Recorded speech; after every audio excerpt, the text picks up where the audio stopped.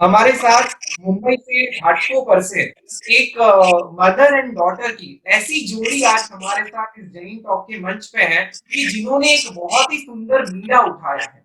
अब आप देखिए कि यशो जी महाराज साहब के जीवन के बारे में उनके जीवन की कहानी से शुरुआत हुई और उसके बाद हमने देखा कि ज्ञानसार ग्रंथ में उन्होंने कितना डीप ज्ञान दिया है।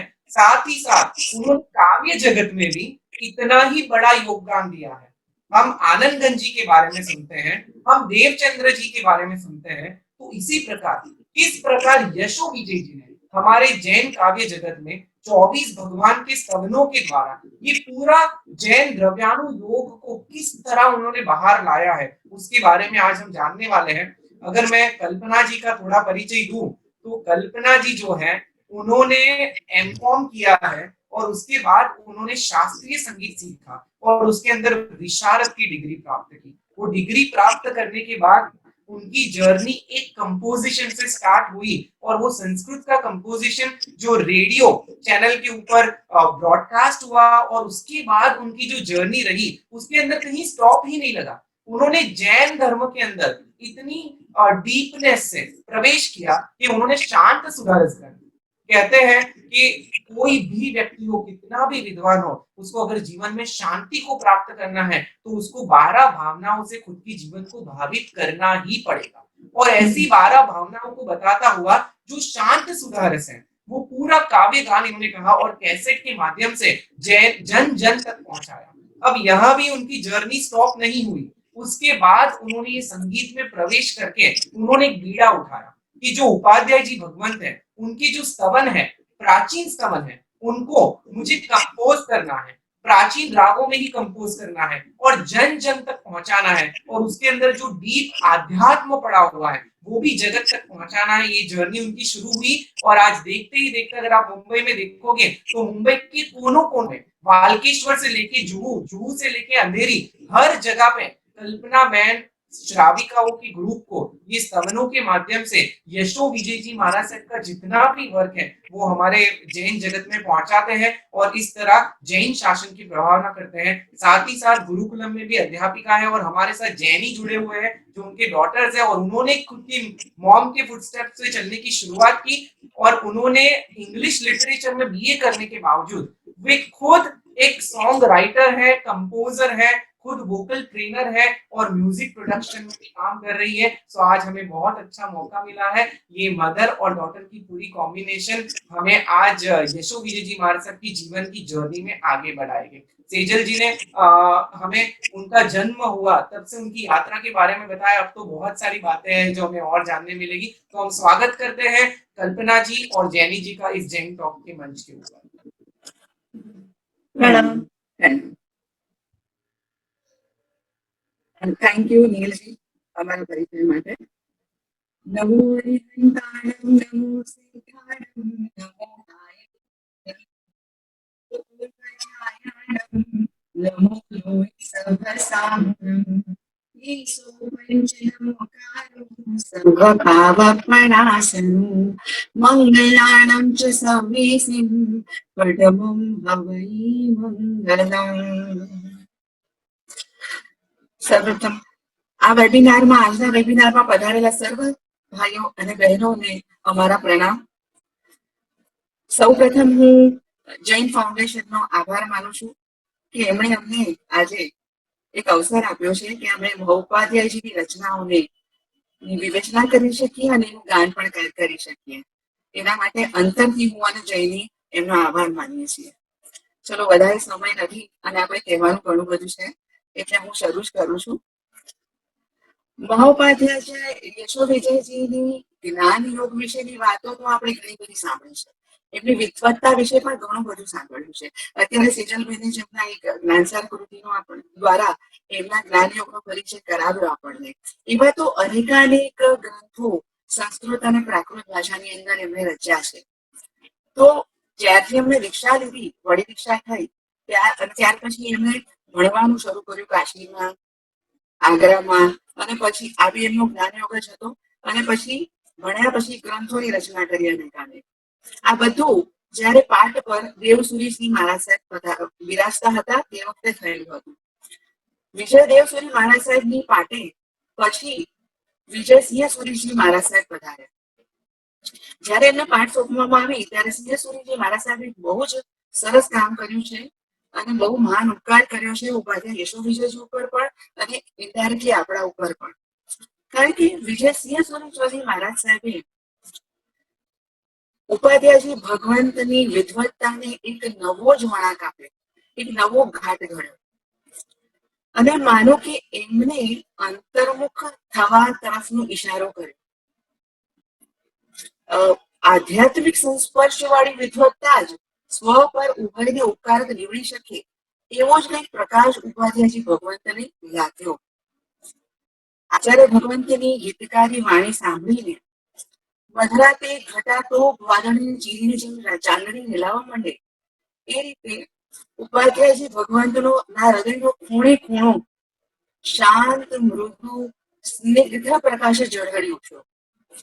અંતરમાં સંવેદનાઓ પ્રગટવા લાગી અને એના પરિણામે જ એમણે પછી ગુજરાતી પદ્ય રચનાઓની શરૂઆત કરી અને એટલી બધી રચનાઓ કરી કે લગભગ અત્યારે મને લાગુ ધારું છું 450 થી વધારે રચનાઓ તો એની અત્યારે ઉપલબ્ધ છે. જયારે હૃદય બહુ ઊણું કર્યું હોય ને અને પરમાત્મા પ્રત્યેની અંતરંગ પ્રીતિ જાગૃત થાય ને ત્યારે જ આવી રચનાઓ સંભવી શકે. તો આજે આપણે એમની રચનાઓ વિશે વાત કરશું જ, પરંતુ હજી એક વાત એવી છે, कोई तप कर सकता है, कोई पढ़ सकता है, कोई तप कर नहीं भी सकता, कोई पढ़ नहीं भी सकता. वैसे क्रिया अनुष्ठान है वो भी करने के लिए सभी शायद सक्षम नहीं है, लेकिन भक्ति एक ऐसी चीज है जो कोई भी कर सकता है. आप कोई बाल कक्षा का जीव हो या कोई ज्ञान में अध्यात्म में बहुत आगे बढ़ा हुआ जीव हो तो वो भी भक्ति तो कर ही सकता है. तो उपाध्याय जी भगवान ने ये बात शायद भाप ली थी और उन्होंने फिर गुजराती और थोड़ी सी हिंदी रचनाएं भी करी है और हमें इतना बड़ा खजाना दे दिया है.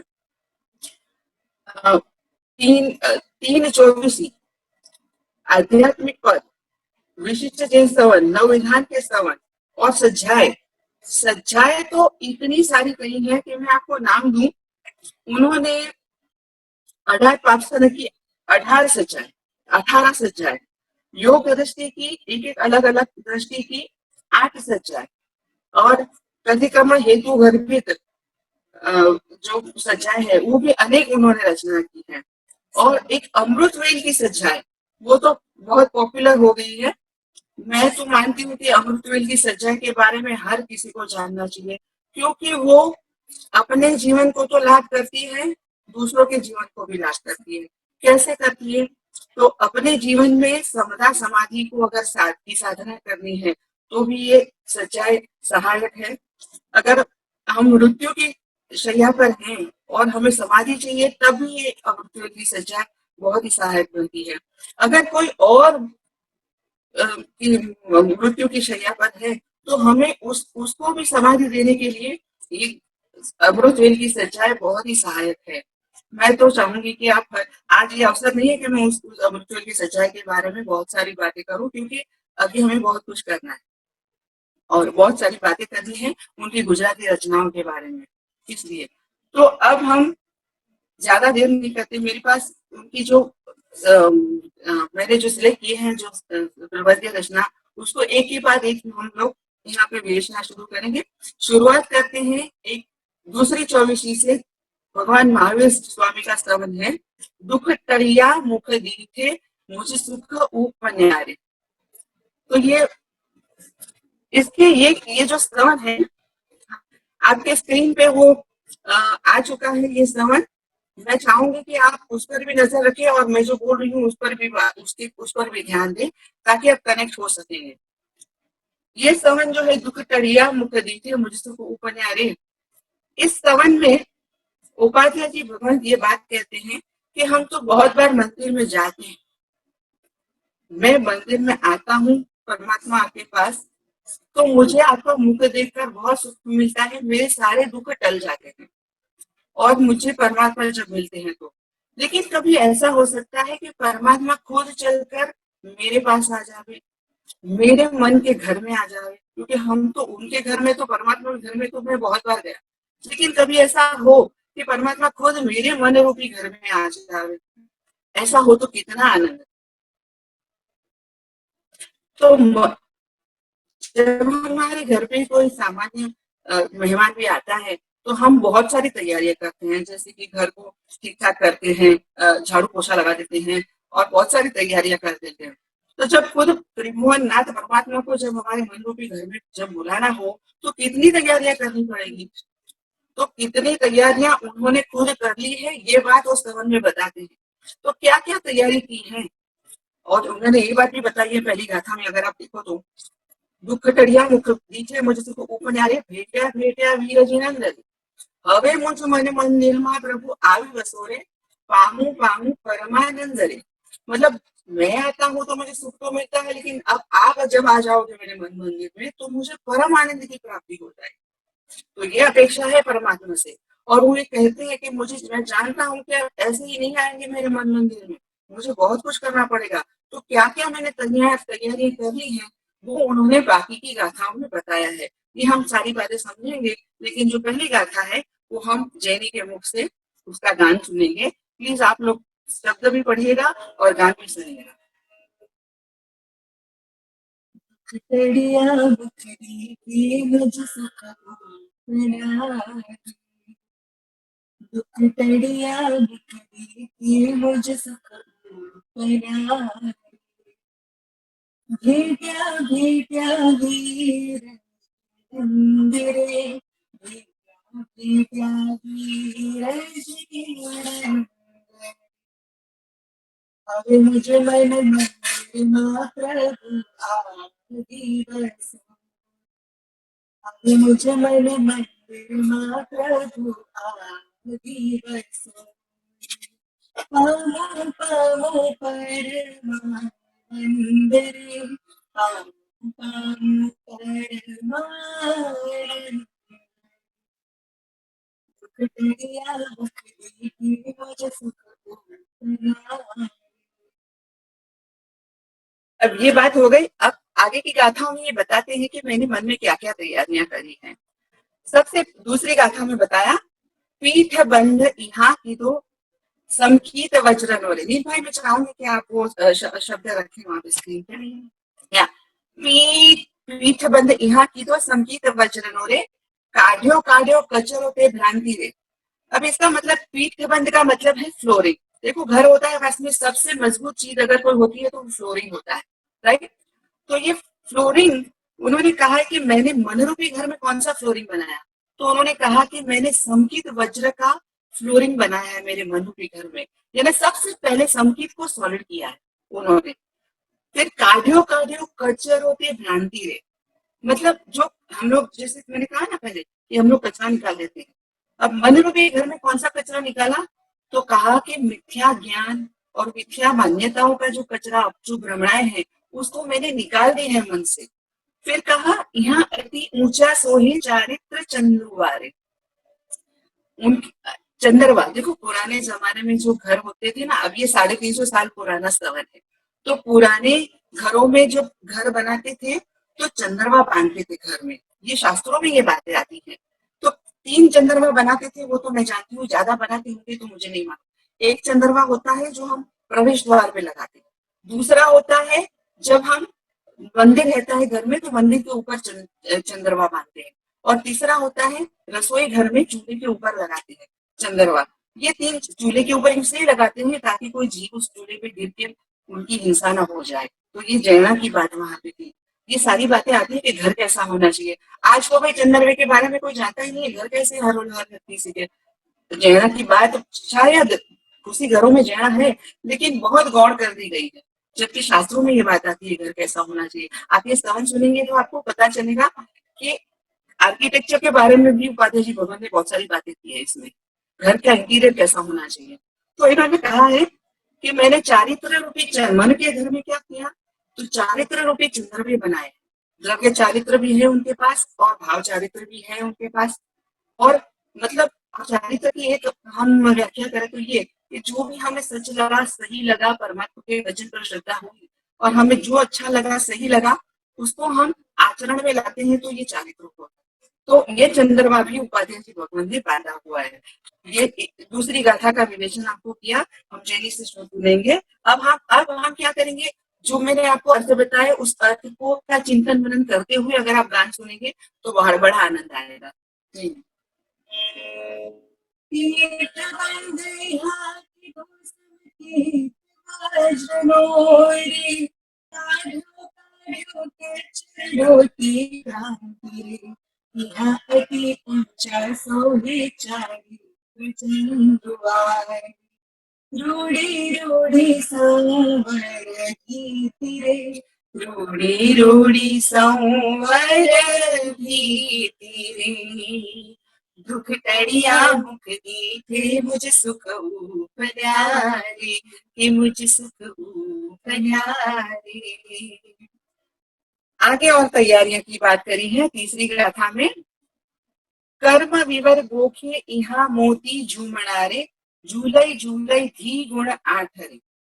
अब यहाँ कर्म विवर के बारे में बड़े ज्ञानी पुरुष बैठे हुए हैं, मैं जहाँ तक जानती हूँ आगे तो वो कर्म विवर के बारे में जानते होंगे, लेकिन फिर भी अगर जो कोई नहीं जानता है तो मैं बताती हूँ कि कर्म विवर का मतलब होता है कर्म में होल करना, छेद करना। अब गोखे, अब गोखे शब्द जो है यहाँ पर उसका मतलब है कि पुराने घरों में जो आजकल की विंडोज रहते हैं घर में, लेकिन पुराने घरों में घर की दीवारों में गोखला बनाया जाता था। मतलब वो गोखला एक होल दीवार में जिससे कि हम बाहर देख सकते हैं और बाहर का प्रकाश अंदर आ सकता है। राइट। तो ये जो होल है घर के अंदर, तो मन रूपी घर में कौन सा होल बनाया है, तो उपाध्याय जी भगवान कहते हैं कि मैंने कर्म में होल किया है कान। अब ये एक आत्मा की ऐसी अवस्था है जब आत्मा को पता चलता है कि थोड़ा थोड़ा जानने लगता है वो कि सत्य क्या है, मैं कौन हूँ, आत्मा क्या है, मुझे कहाँ पहुंचना है। ये थोड़ा थोड़ा जो सम्यक दर्शन के हम के करीब ये बात होती है आत्मा की अवस्था उस वक्त। तो जैसे मैं आपको एक इजीली समझाऊं तो लाइट होती है, उसके आगे एक पर्दा होता है, ठीक है, व्हाइट पर्दा लगा दो लाइट के आगे, तो ये जो लाइट है उसका प्रकाश बाहर नहीं आता, लेकिन फिर भी व्हाइट पर्दे से थोड़ा सा प्रकाश बाहर निकलता है उस पर्दे के थ्रू। तो हमें वैसे जीवों के अंदर अलग अलग गुण दिखाई देते हैं, किसी में नम्रता, किसी में उदारता, किसी में सहनशीलता, ये सारे जो गुण दिखाई देते हैं ये वो प्रकाश है आत्मा का, जो रूप आत्मा इतना गुणों से प्रकाशित है कि वो गुण बाहर दिखने लगते हैं हमें। तो ये गुण हर एक जीव में दिखते हैं, लेकिन शास्त्रों में कहा है कि इतने गुणों से लाभ नहीं होता है। अगर हमें ठोस काम करना है, कोई कॉन्क्रीट काम करना है, तो हमें इस कर्म के पर्दे को में एक होल बनाना चाहिए। अगर हम कर्म के पर्दे को होल करते हैं तो आत्मा का डायरेक्ट प्रकाश बाहर निकल जाता है। तो ये जो अवस्था होती है, ये जो तो बाद में उस होल में हाथ डाल के उस पर्दे को फाड़ना बहुत आसान हो जाता है। तो बात ये आगे बात शास्त्रों में आती है कि कर्म विवर पहले जब होता है तो फिर आत्मा की उन्नति बहुत शीघ्र गति से होने लगती है। तो ये जो तैयारी है कर्म में होल करने की, ये भी उपाध्याय जी भगवत ने अपने मन रूपी घर में कर चुके हैं।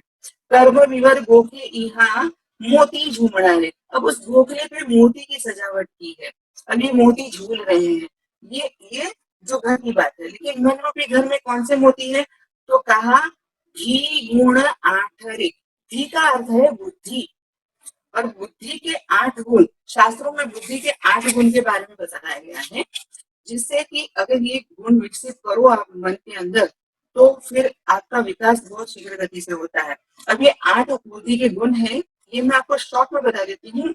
शुश्रूषा, श्रवण, ग्रहण, धारणा, ऊहा, उपोहा, अर्थ और तत्व ज्ञान। मतलब यात्रा जब जीव की शुरू होती है तो सुनने से होती है, जो जिज्ञासा होती है सत्य क्या है मैं जानूं, इसको शुश्रूषा कहते हैं। फिर वो सुनता है, उसे श्रवण कहते हैं। उसके बाद जो सुनता है उसको ग्रहण करता है, ग्रहण करने के बाद उसको वो धारणा करता है, मन में धार के रखता है, पकड़ के रखता है उस बात को जो सुनी है, उसको भूल नहीं जाता। ऐसे धीरे धीरे प्रगति करके लास्ट में तत्व ज्ञान तक पहुंच जाता है, मतलब उसे समझ आ जाता है कि हाँ सही क्या है। तो ये बुद्धि के 8 गुण जब विकसित करते हैं तो बात समझने में आसानी हो जाती है। यार मामा घड़ी तो फोन की तरह सके ओके। अच्छा ये जो कर्म विरत भोगी यहाँ मोती जुआरे झूले झूले दिन आ करे। फिर उसके बाद कहा बार भावना पंचाली अचरज करे। यहाँ पे एक वर्ड है पंचाली, जिसको कहते हैं पूतली। पूतली का अर्थ होता है जो और एक दूसरा वर्ड कल्पना है मैम, पूरी पूरी कल्पना मैम, पूरी काट है। काट का अर्थ है काष्ठ, मतलब लगाया कहते हैं लोग। अब मैं आपको कल्पना समझ रखा है कि जब घर होता है पुराने जमाने में, तो वो फर्नीचर रहता था वहां पे। घर में हर किसी के घर में फर्नीचर रहता है। तो पहले जो फर्नीचर काष्ठ का रहता था, उसमें लोग वो पोतर नहीं कार्विंग कराते थे। तो वो कार्विंग किस चीज से कराते थे, तो कहते थे चिड़िया डॉल की कार्विंग कराते थे। कल्पना मैम, तो उन्होंने जो ये कार्विंग जो ये अब मान लो कि घर में कौन सा फर्नीचर बनाना है और कौन सी चिड़िया मतलब डॉल्स का कार्विंग किया। तो इन्होंने कहा कि मैंने बार भावना की कार्विंग की, मतलब क्या कि बार भावना जो शब्द है उनके नाम जो पुतली बार भावना कौन सी है, तो कहा अनित्य, अक्षरण, संसार, एकत्व, अन्यत्व, अशुचि अशुचि, आश्रम, संवर, निर्जरा, धर्म, लोक स्वरूप और होली दुर्गम। ये बार भावना जिसके ऊपर ग्रंथ भी विनय विजय जी ने लिखा है शांत सुंदरस नाम का। इसकी अब इसमें क्या किया है, हमें मन रूपी घर में करना क्या है। अनित्य भावना जो है, तो इस अनित्य के टॉपिक को लेकर हमें ये चिंतन मनन करना है कि संसार में सब कुछ अनित्य है। मैं किसी भी वस्तु को देखेंगे तो वो कोई परमानेंट नहीं टिकता, हर चीज नाशवंत होती है। तो वैसे मेरा शरीर भी नाशवंत है, संबंध भी नाशवंत है, ये आयुष्य है वो भी क्षणभंगुर है। तो इस जीवन में कुछ भी शाश्वत नहीं है।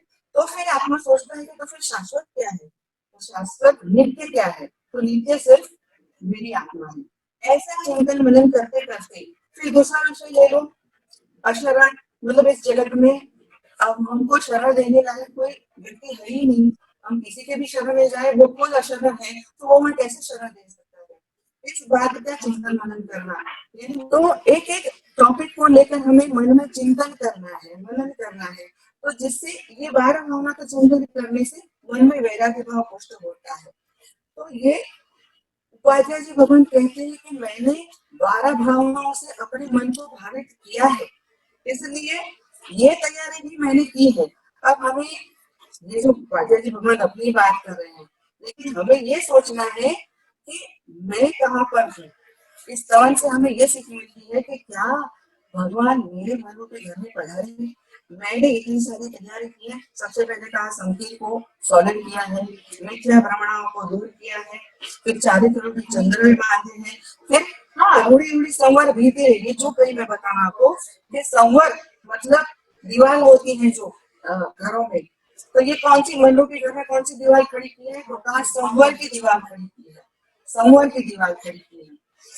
मतलब संवर का अर्थ ये होता है कि मैं बाहर का कचरा भी अंदर आने दूं, मतलब कि कर्मों का कचरा भी अंदर नहा ले दूं, इतनी मन की तैयारी की हुई है। तो संवर कुछ आता है। आगे की गाथा जो हम कर रहे थे उसमें ये बात आई कि ये इतनी तैयारी की कि मैंने कर्म में होम किया है, ये भी तैयारी हमें करनी है। और बुद्धि के 8 गुण को विकसित करना है, 12 भावनाओं को मन को भावित करना है। और आगे बताया कि यहाँ अच्छा ये गान है ना, आगे आगे में आगे बताया यहाँ आगे संता रानी सुप्रभु रमोरे, तो सारी सारी पीड़ता से जले कि मैं जो शख्स एक बार जो आवशोरे रंजा रंजा गीरानी भेजले। मतलब ये बताया कि परमात्मा को कहते हैं उपाध्याय जी भगवान कि आप अगर मेरे मन रूपी घर में आओगे तो उस घर में आपके लिए स्थिरता रूपी सेज मतलब पलंग, स्थिरता रूपी पलंग तैयार बैठा है। उस पलंग पर मैंने समता रानी को विराजमान किया है। आप अगर आओगे तो उस रानी के साथ आप क्रीड़ा कर सकते हो। मतलब क्या, मन को इतना स्थिर किया है, समता को साधा है। ये सारी बातें जब हम करेंगे तभी परमात्मा हमारे पास आएंगे। अगर हम अस्थिर हैं तो क्या बिठा पाएंगे परमात्मा को हमारे मन में? बहुत मुश्किल है। इसलिए ये सारे गुणों को विकसित करना है, तब जाके परमात्मा हमारे घर में आएंगे। आगे जाकर प्रभुपाद जी भगवान तो कहते हैं वर्ण अरज सोनी प्रभु मन मंदिर आ गया रे, आपने टूटा टूटा त्रिभुवन भाण है। वो इतने कॉन्फिडेंट है कि मैंने ये सारी तैयारियां कर ली है, तो अब परमात्मा मेरे वचन यानी वचन सुनकर मेरे मन मंदिर में आ चुके हैं। और ये जो त्रिभुवन भार यानी त्रिभुवन में जो सूर्य समान है, ऐसे परमात्मा मुझ पर खुश हो गए हैं और वो मेरे मनो के घर में आ गए हैं। इतना कॉन्फिडेंस है उन्हें अपनी तरक्की का कि वो जानते हैं कि मैं तरक्की कर चुका हूँ। एक दूसरे स्तवन में तो उन्होंने बताया है, मोनी सूरत स्वामी जी का स्तवन में उसने कहा कि जश कहे प्रभु ए मुक्ति नु तिलक કર્યું निज हाथे। मतलब परमात्मा ने खुद मेरे माथे पे तिलक कर दिए हैं मुक्ति का। इतना कॉन्फिडेंस है उन्हें अपनी अपनी अपनी खुद के लिए। तो इसलिए वो कहते हैं कि भगवान तो खुश हो गए मुझे और मेरे मन के घर में आ ही गए हैं। श्री नय विजय विबुध भय सेवक इनो भय तेई पाम्या कोड़ी कल्याण रे। यहाँ पर उन्होंने अपने गुरु का नाम लिखा है। नए विजय जी उनके गुरु हैं, विभूति यानी पंडित। नए विजय पंडित के चरण का सेवक है, खुद यशो विजय जी ये बात कह रही है। तो इस बात से हमें पता चलता है कि मन को कितना तैयार करेंगे तब जाके परमात्मा हमारे घर में आएंगे। अब हम दूसरे गाने की ओर चलते हैं। वो गाना है चेतन राह चले उल्टे। ठीक है, ये सज्जाए है और इसमें हमें उपाध्याय जी भगवान एक सीख देते हैं।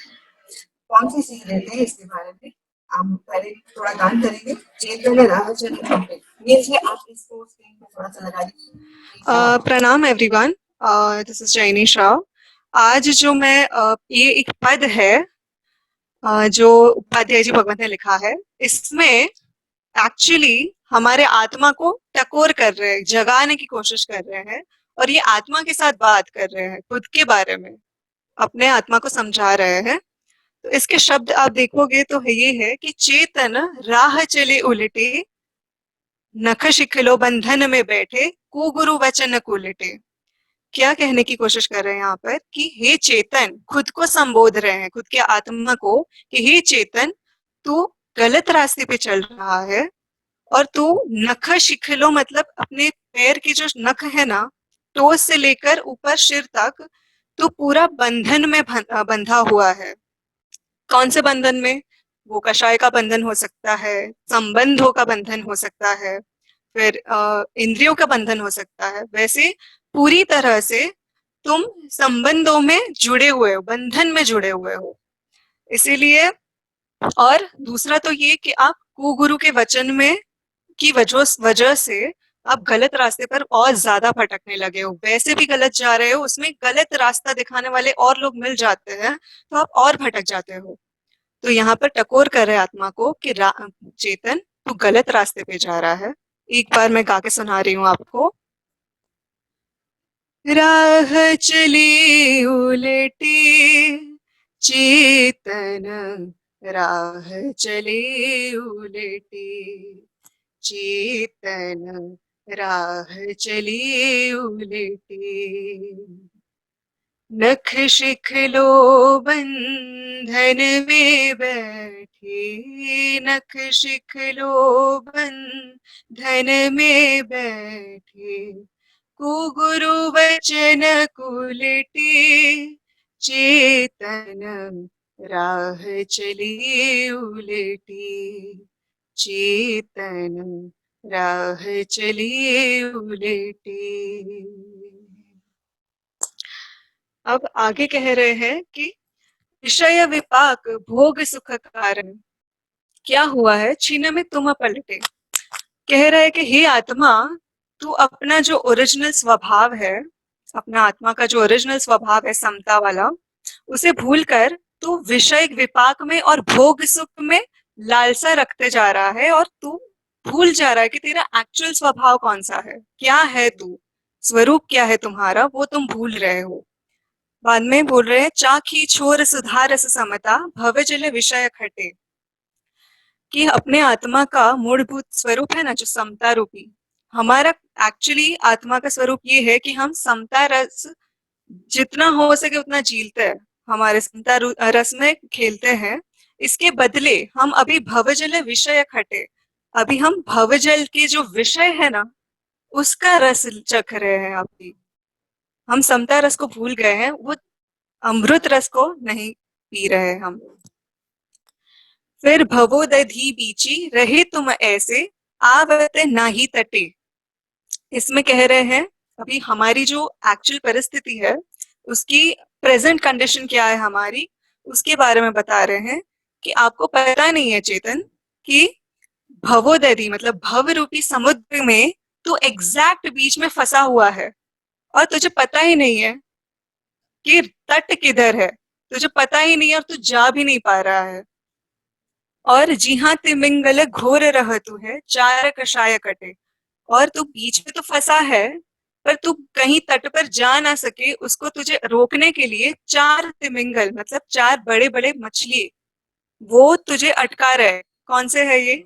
चार कषाय, हमारे चार कषाय आपको बार तट पर जाने से रोक रहे हैं। हाँ, इसको क्रोधमान माया लोभ। और इसीलिए आपकी परिस्थिति कितनी खराब है कि एक तो आप फंसे हुए हो, बीच में हो, और ऊपर से आप बाहर ना जा सको, इसके लिए चार कषाय है जो आपको परेशान कर रहे हैं, आपको काट रहे हैं। और फिर वर विलास वनिता नयन की पास पटे लपटे, ऊपर से इतना तो है ही, और क्या हुआ है कि विलास रूपी जो अपनी कन्या है उसने आपकी आंखों पर ऐसा जादू किया है कि अपने बाहुपाश में ऐसा घेर लिया है आपको कि आपको पता ही नहीं चल रहा है, आप देख ही नहीं पा रहे हो कि आप कितने फंसे हुए हो।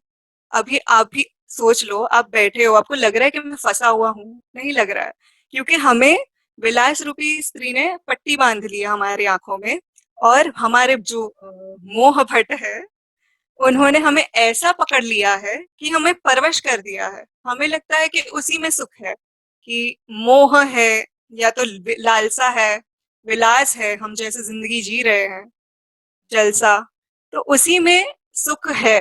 इस तरह हमारी मान्यता में भ्रांति घुसा दी है। तो हम लोग वैसे देखा जाए तो पूरे के पूरे मोह राजा के लपेट में आ गए हैं। तो इसमें हमारी एक्चुअल दशा दिखा रहा है, मतलब आप इसीलिए नहीं देख पा रहे हो कि आप कहाँ फंसे हुए हो, क्योंकि आपके दिमाग में ये कि हम तो सुखी है, हमें कोई प्रॉब्लम नहीं है, आपको पता भी नहीं है कि आप कहाँ अटक गए हो, आप कहाँ फंसे हुए हो। और इसीलिए ये उन्होंने खुद को जगाने के लिए ये पद लिखा है कि चेतन तू ध्यान रख, तुझे दिख नहीं रहा है बट एक्चुअली तू बहुत फंसा हुआ है। फिर आगे ये कह रहे हैं कि मन मेले क्रिया यकीनी ठगे लोक कपटे। इसमें नील भाई थोड़ा आप ऊपर लोगे तो आई थिंक लिरिक्स देख पाएंगे वो लोग। या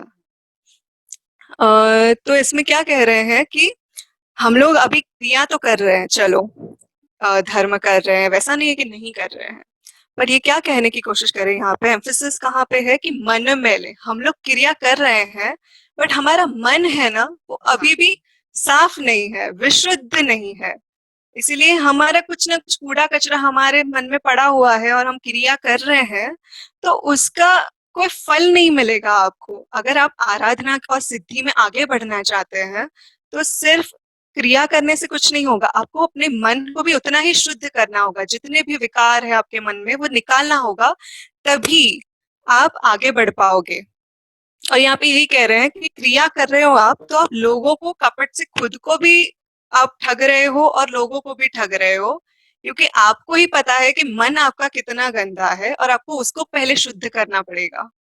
तो यहाँ पर ये बात कह रहे हैं, आपको सोल्यूशन बता रहे हैं कि आप आगे कैसे बढ़ोगे। आप अपनी कंडीशन तो समझ गए कि चलो हम यहाँ पर फंसे हुए हैं, तो अभी आगे बढ़ने के लिए आपको सबसे पहले अपना मन शुद्ध करना पड़ेगा। फिर आगे जाके ये कह रहे हैं कि सीख सुनी अब रहे सु गुरु के चरण कमल निकटे। अभी बेस्ट रास्ता दिखाया है उन्होंने कि मैंने ये जो सीख दी आपको जगाने के लिए, ये सुन के अब आपको क्या करना है कि सुगुरु ढूंढो और उनके पास जाओ और चरण कमल, उनके चरण में बस अपने आप को सौंप दो, कि आप सुगुरु को जांच कर कर उनके पास चले जाओ और उनको बोलो कि मुझे बस निकालो यहाँ से। तो इतो करते, इस तरह करके तुम सुजश लहोगे। सुजश मतलब विक्ट्री। अगर आप ऐसा करोगे ना तो आप डेफिनेटली विक्ट्री मिलेगी आपको मोहराजा पर, आप विक्टोरियस होगे और आपके अंदर तत्व ज्ञान प्रगटेगा, तत्व ज्ञान मोक्ष ज्ञान प्रगटेगा।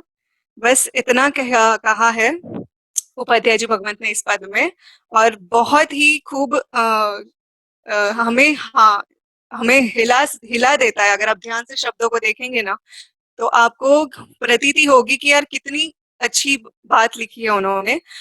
और अभी मैं इसका गान करूंगी, और मैं चाहती हूँ कि सब लोग, ये लिरिक्स आपके सामने भी हैं, और आप सुनो और अपने आप को भावित करो, और आप इस पर मनन चिंतन भी कीजिए कि क्या कहना चाहते हैं, और मैं कौन हूँ, और मैं कहाँ फंसा हूँ। ये आप भी चिंतन कीजिए। और मैं गान कर रही हूँ, इस भावना में साथ आप मेरे साथ जुड़े। विषय विपाक भोग सुख कारण, छिन में तुम पलटे। विषय विपाक भोग सुख कारण, छिन में तुम पलटे। चाखी छोर सुधार से समता, चाखी छोर सुधार से समता। भव जल विषय खटे, चेतन राह चली उलटी। चेतन राह चली उलटी। भवोदधि बिचि रहे तुम ऐसे, आवत नाही तटे। भवोदधि बिचि रहे तुम ऐसे, आवत नाही तटे। जिहाते मंगल घोर रहतु है, जिहाते मंगल घोर रहतु है। चार कषाय कटी, चेतन राह चली उलटी। चेतन राह चली उलटी। वर विलास वनिता नयन के, पास पसे लपटे। वर विलास वनिता नयन के, पास पटे लपटे। अब परवश भागे की जाओ, अब परवश भागे की जाओ। झाली मोह भटे, चेतन राह चली उलटी। चेतन राह चली उलटी। मन में लेकी रियाज कीनी, ठगे लोक कपटे। ताको फल बिनु भोग मिटेगो, तुमको नाही रटे। चेतन राह चली उलटी। चेतन राह चली उलटी। सीख सुनी अब रहे सुगुरु के, चरण कमल निकटे। सीख सुनी अब रहे सुगुरु के, चरण कमल निकटे।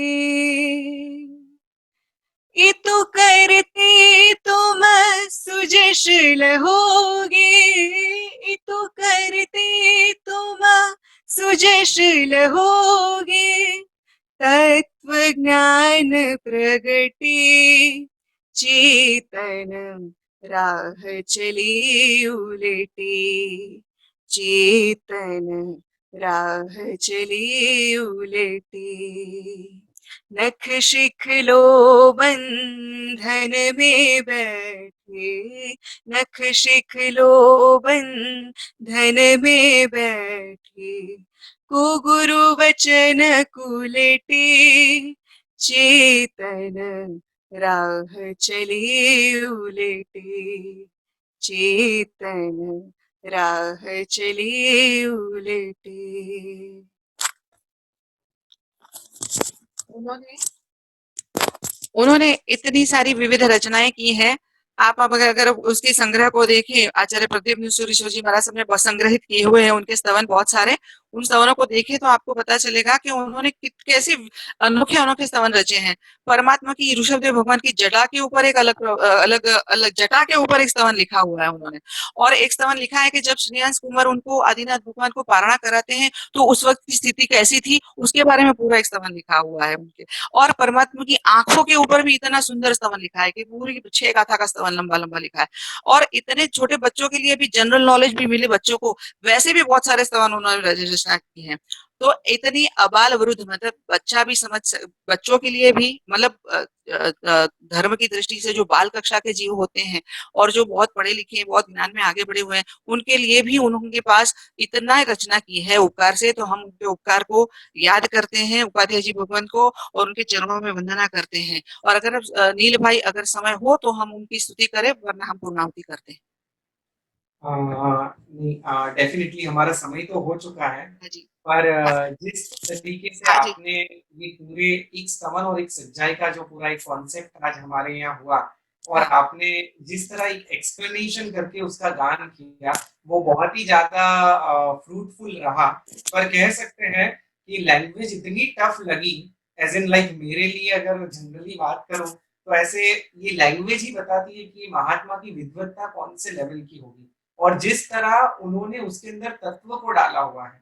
मीन्स हम कह सकते हैं कि सेजल बेन ने जब ज्ञानसार अष्टक की शुरुआत की तो उन्होंने पूर्णता अष्टक की बात की, और आपने पूर्णता को कैसे प्राप्त किया जाए उसका पूरा मार्ग जिस सज्जाई में बताया हुआ है, वो सज्जाई का आपने गान किया। तो शुरुआत भी पूर्णता से हुई और पूर्णाहुति भी पूर्णता के कॉन्सेप्ट से हुई। यानी हम कह सकते हैं कि यशो विजय जी महाराज साहब की हर एक रचनाओं के अंदर कहीं ना कहीं मोक्ष तत्व जुड़ा ही है। यानी हम कह सकते हैं कि जो रियल प्राप्त करने लायक है वो चीजों को उन्होंने बहुत ज्यादा हाईलाइट किया है। जैसे मैंने भी सुना था कहीं विद्वानों के मुख से कि उन्होंने व्यवहार और निश्चय का जो मार्ग है वो इतना अच्छी से उन्होंने दर्शाया हुआ है कि जिससे हमको बिल्कुल क्लैरिटी मिलती है कि हम जो भी क्रिया जो भी करें उसके अंदर हमारे लक्ष्य को पकड़ के रखें। तो इसी तरह आज आपने यशो विजय जी महाराज साहब के जीवन में उन्होंने जितने जितने साहित्य काव्यों वगैरह की रचना की थी वो तो बहुत बड़ा खजाना है, पर उसकी कुछ रत्नों को आपने आज हमारे श्रोताओं के सामने रखा। उस बदल जैन टॉक्स आपका बहुत बहुत आभार अभिव्यक्त करता है। और इसी के साथ हम आज के सेशन को विराम देंगे। इसी के साथ जगत के सभी जीवों का कल्याण हो, जगत के सभी जीव हमारे मित्र हैं, कोई भी हमारा वैरी नहीं है, इस भावना के साथ प्रार्थना। प्रणाम। अणु परमाणु शिव बनी जाओ, आखा विश्व नु मंगल थाओ, सर्वे जीवो मोक्षे जाओ।